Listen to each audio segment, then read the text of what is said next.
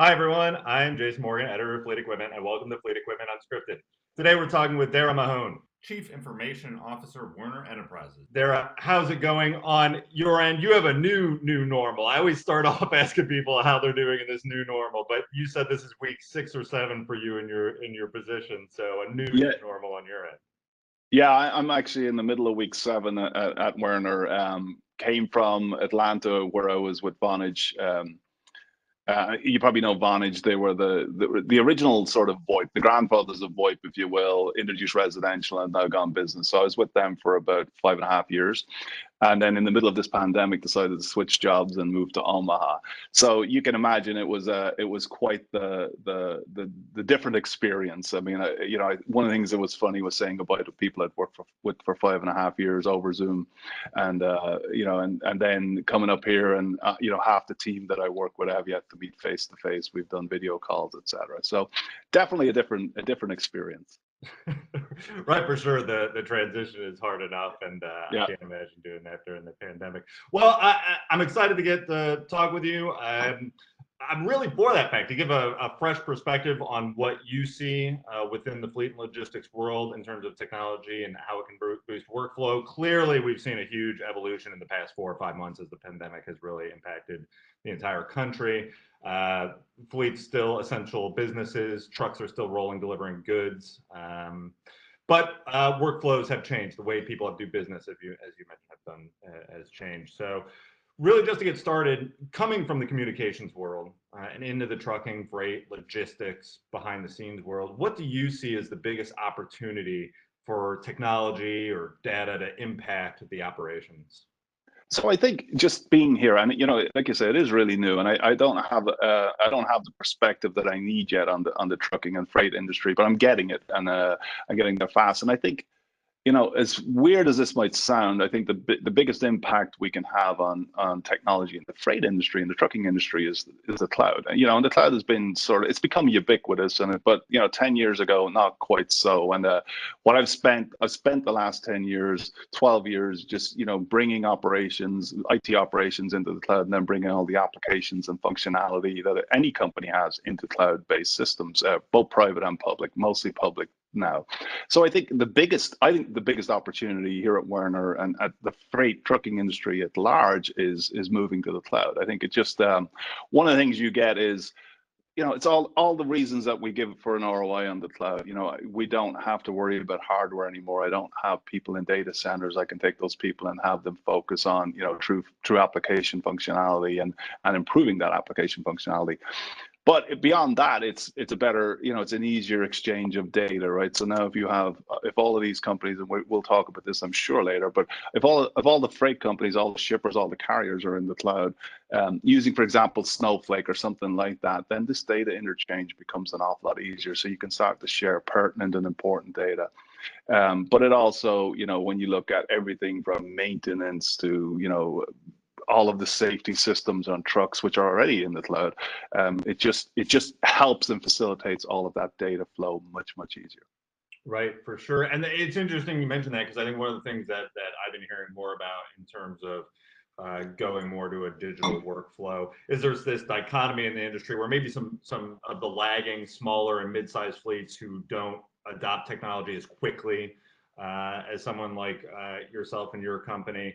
Um, in the past couple of years, there have been cloud services that they almost just plug and play, and boom, Yeah. they have the tools, right? Whereas Werner has spent the years and years and years developing their own, and now you got to take them right from internal and kind of put them up there, right? And that's a challenge all in of its own. Yeah, it is a challenge on its own. And when I sit here and I look at the technology that Werner has, the technology that's taken them to being this great company that it is, we should never sort of in any way disparage that. It's got the company here and it's still running the company today. But I do think to move forward, it is the adoption of more modern technologies, and most of those more modern technologies are in the cloud. For instance, we're looking at transportation management systems, TMSs, and we're looking at cloud systems.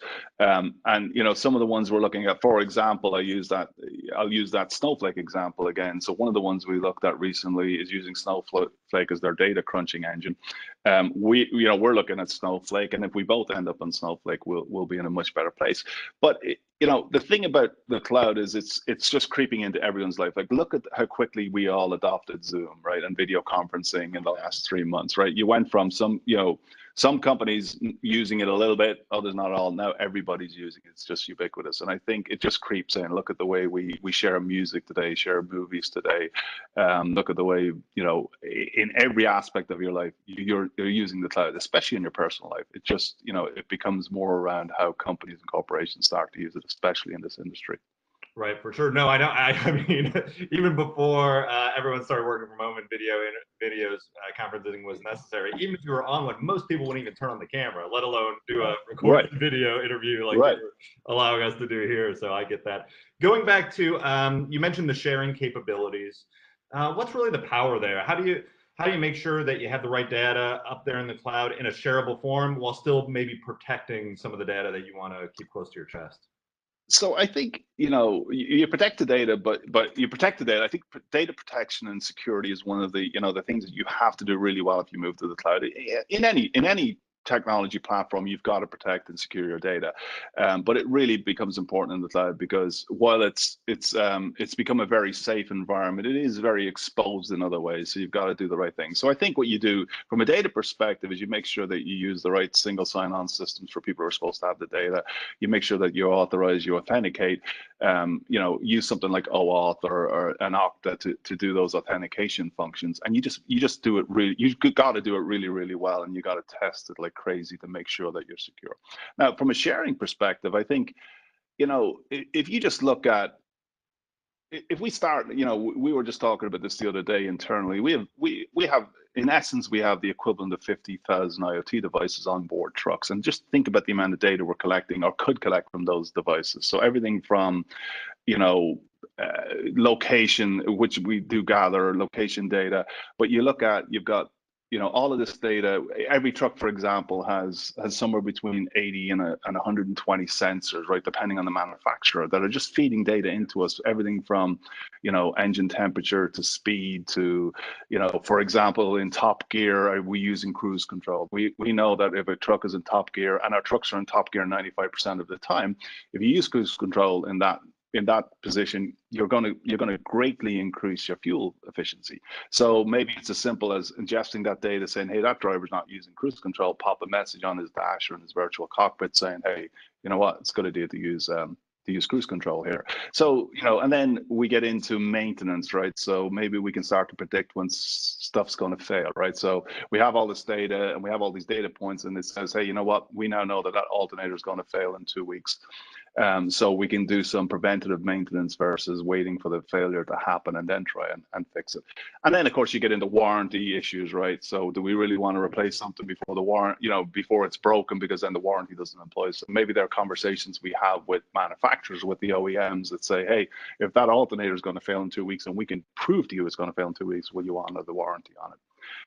So there's that type of data, you know, and what we can do there to just make the operation more efficient in general. And then there's all of this data that we have around shippers. For example, you know, we want to improve arrival times. We want to take all of the data that's available, traffic, weather, you know, road closures, lane closures, that impact how we can RETA to a shipper or to a carrier or to a shipper. And we want to make sure that we can ingest all that data, come up with a true ETA, a much more accurate ETA, and give that data to the shipper ahead of them. So, hey, we said we'd be there at 5 p.m., but now it's looking like 8 p.m. or 3 p.m. Right. So just simple stuff that could really, really impact how we do business. Right.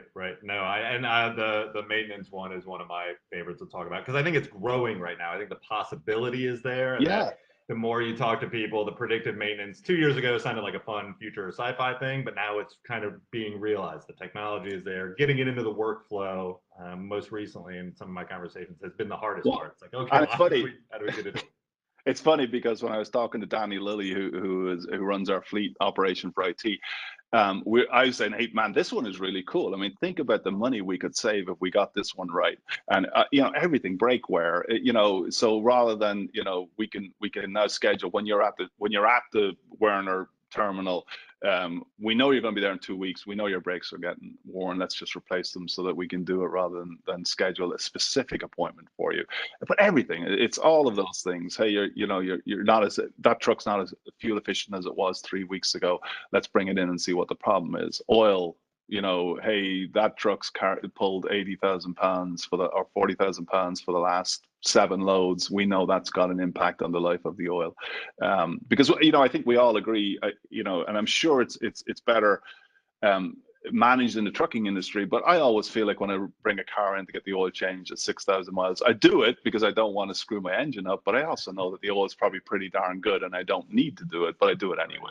So I think if there's more science we can put around stuff like that, we'll have the data to do it. We should make use of that data. Right now, I love the brake one, and I had written about that maybe about a year or so ago, and it wasn't quite there yet. But the idea that if you have the braking data, then you know that this truck sees more hard braking incidents than usual, or that this one was in stop and go traffic, and an increased percentage this month, so it's probably worth checking out the brakes there. And I think all that is super interesting. And we're already doing a lot with the collision avoidance systems and mitigation systems on the truck, where we're ingesting that data, and safety is looking at that data and making a call to a driver and saying, here's what you could have done differently or better. Just to help the driver as a training, just a training tool to say, here's what we've noticed and here's what you could fix. Now, on the flip side, we're also seeing when a driver has does something really good in one of those situations, they handle a truck well, they avoid the collision, we can pick up the phone and call them and say, hey, we were looking at the data, man, you really handled that well. So that that person knows that we respect what they've just done. So it's sort of a high five as well. So I think there's all kinds of, the possibilities are endless with that type of data. Yeah, very cool. So, and a lot of this parallels a lot of what's going on in the industry with suppliers and providers. How much of this is getting your information in the cloud and then building your own custom solutions, or maybe leveraging what's already there in the market, because now you can pipe in with APIs and that kind of thing? Yeah, so I don't want to build custom solutions. I mean, I really do believe that we need to make use of what's commercially available and what's already out there as much as possible. Now, that's not always going to be possible. So I think there's two situations, where there's just, every business is unique and every truck company is unique. So there may be something that nobody else is doing that we just got to go build ourselves. I think the second part is there's always your secret sauce, right? There's something that you do or you believe that you do differently and better than anybody else. So I think you're probably never going to find that in the marketplace, and you're going to build that internally. So my philosophy will be buy wherever possible, and build wherever necessary or advantageous to the business. Yeah, very cool. Okay, so lastly, I think we maybe touched on this a little bit, but this was a fun one, just because I want to get your idea of what are you excited about? I mean, we talked about the predictive stuff, which you were obviously excited about, the cloud technology, but getting up in the morning, coming into a new position here that's still relatively new, is there anything on the horizon where you think, oh, that's where I'm working, that's what I want to do? I think there's a couple, getting us to the cloud is exciting to me, right? That's what I've done. That's what I did at Vonage. That's what I did at Sage. So that's really exciting to me. And it's just the possibilities there, and getting the team here excited about it is fantastic. I think, I look at self-driving or semi-autonomous driving. I get excited about that because that's really cool stuff. Even I drive an Audi, and it's got a lot of autonomous features. Well, it's not level 4 or 5 yet, but it is probably level 2 or 3, and it's really cool to just look at that tech. So I think we're a long way from a completely autonomous driving 80,000 pound behemoth on the road, but I do think it's coming at some point in the future. But in the meantime, the cool part is all of these things that are going to become, collision avoidance and mitigation is getting better every single day. But then when you start to see lane assist and keeping the lane, and then traffic sign recognition, all that stuff happens. So I'm really excited about that. Just the autonomous, semi-autonomous driving capabilities that are coming. I can't wait to get really stuck into that. And then I think everyone's talking about blockchain. It'll be interesting to see if and when we adopt blockchain as maybe an alternative to EDI or something like that. I think the blockchain is exciting. It was really exciting 5 or 6 years ago. I don't think the adoption has happened as rapidly as people thought, but it's out there. Everyone's talking about it. It's also, it's kind of become cliche in a way, but it'll be interesting to see what happens there. And then just like we talked about, I think the possibilities of what we can do with data is endless. I mean, we have so many data points that we can ingest, that we can use internally to make the operation more efficient, more safe, make, and more safe for drivers, the general public, and then better for shippers because of things like, and I know I'm being very rudimentary, but better ETA prediction. I think all of that's cool. And then what can we do with that data to make the trucking industry as a whole better?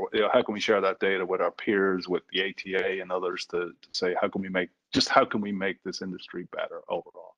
Right, for sure. No, and getting better at fundamentals is always important. I mean, it absolutely, yeah. That's what the business is all about. And it's funny you mentioned blockchain, because that has dropped off quite a bit, and maybe insofar as sharing really outside of the company. I mean, you have the Edge platform, which is really a step toward that direction of more openness and more sharing and more people that might need to interact with the data. But I think the industry as a whole, there's not a lot of outside the fleet walls data interaction. You might need that kind of functionality internally, if I'm guessing right. Yeah, externally, it's like, I don't know. You got to be. Yeah, you got to be careful with what you share externally, but we'll certainly need it internally. And I think you're right about blockchain. I think it's like I said, it was really exciting 5 or 6 years ago. The adoption hasn't been, in general, like we were 5 or 6 years ago.